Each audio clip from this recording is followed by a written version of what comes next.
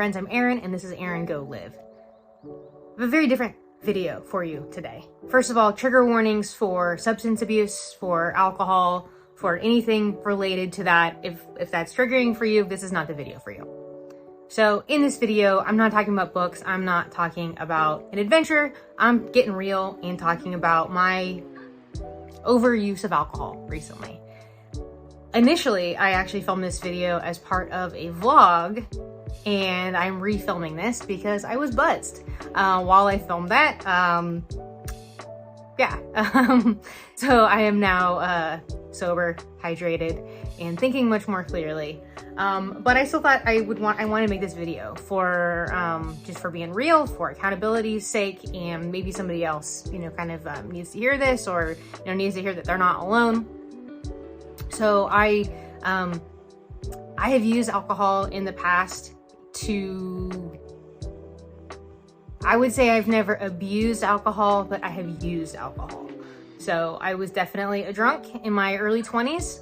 I basically, from Friday night until Sunday night, drank like chain drinking was the thing. Like pretty much Sam and I chain drank all weekend long, essentially. Would feel terrible, by Monday morning, and basically spend all Monday just kind of recovering from the weekend and then do it all over again. But I think that's pretty typical, for people in their early 20s. There was another time, the first time I think I used alcohol in terms of needing it was about 2016, when my late husband Sam had a surgery, resulted in all sorts of complications. I would spend the day with him in the ICU. He almost died 4 or 5 times, probably in the span of 3 or 4 months. And he spent a month in the ICU. Just really trying times. And so I'd spend the whole day, at the hospital with him, and I would come home and just collapse into my chair and have a beer. And it started off as a beer, and then it turned into 2 beers, and every now and then it was 3 beers. And, I drink IPAs, which is it's a lot of calories coming from beer. But I was using alcohol in a way that it was beyond just pleasure. It was beyond a social situation. I was using alcohol at that time. I was able to get myself kind of out of that rut or behavior pattern, and it hasn't been a problem for a long time. I have a rule for myself that I don't keep beer in the house, because if it's here, I will drink it. And I have a really hard time saying no when it's just not here. So my rule for myself is I can have beer whenever I want. I just have to leave the house to go get it. And I've been going to get it a little too frequently lately. So, you may have seen in vlogs and stuff, I'll go over to Dad's Kitchen, my local Hannah restaurant and bar, and bring my book, watch a baseball game, have my book, have a beer or 2, and, have something to eat, whatever. And that's an enjoyable way for me to spend my time. It's something I enjoy doing. And I don't have a problem with that, but it was starting to happen very frequently, and I was having other social events. So over the course of the summer, and particularly the last 4 to 6 weeks, I've just had a lot of social things going on that I've just been drinking like a fish, and it's been too much. And it will start off as I'm just gonna have 1 drink, and then 1 drink turns into 3 drinks. And then I'm only gonna drink on the weekend, turns into I'm gonna go to the bar on Wednesday night and have 2 beers. Or 1 beer is what I intended, and it turns into 2 beers. So I think I just need to give myself a clean slate for a good month, both from a biochemical level, health perspective, but also from a behavior standpoint.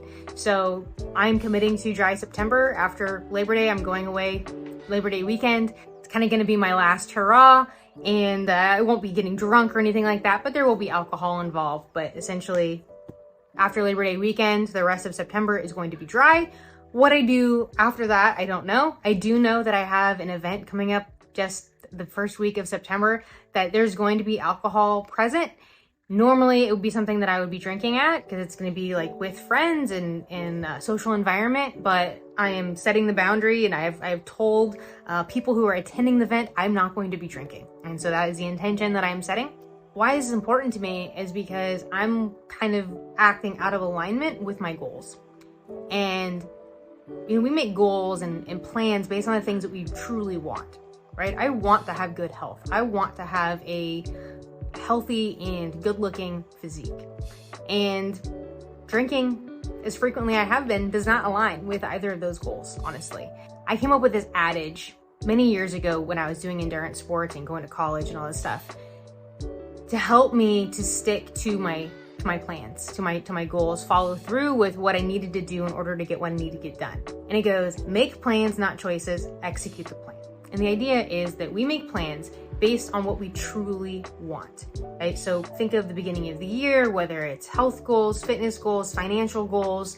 You make those goals based on the things that you really, really want, right? And then you make plans in order to achieve those goals. And those plans are based on getting you to that end point. Best laid plans, right? It's because choices come in. And we make choices based on what we feel in the moment.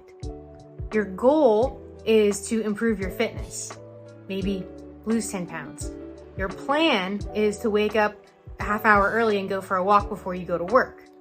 The choice to hit snooze and go back to sleep is based on how you're feeling in the moment, which is not in alignment with the goal. That's not executing the plan.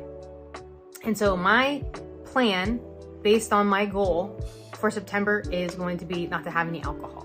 So this starts Tuesday, the day after Labor Day. I will go through September without having alcohol, and beyond that, we'll see how it goes. I'm making this public because I think it's an important conversation to have. And I see this happen with food with my clients, is that when we don't talk about something because we're ashamed of it, it gets more power. And it turns into this shame spiral, this cycle that keeps bringing us back around to doing this behavior that we don't want. And we feel ashamed because we did it, and it sends us right back into that. And not talking about it because we're ashamed only perpetuates that cycle. And so I want to talk about it. I'm talking about it with you. I've talked about it with a few friends who are close to me, and they're supporting me in this. And if you would like to join me in Dry September, I would love to cheer you on and follow your journey as well. So love to know, are you going to join me for Dry September? Or is there some other plan that you want to make for September that is based on a goal that you have? And I would love to help support you on that. Mention it in the comments, or you can, DM me on Instagram if you want to have a private conversation. My Instagram is always linked down in the comments, Coach_Erin_Nichols. Thank you for watching. Remember, every day is a great day for a great day, all day, even if it's sober.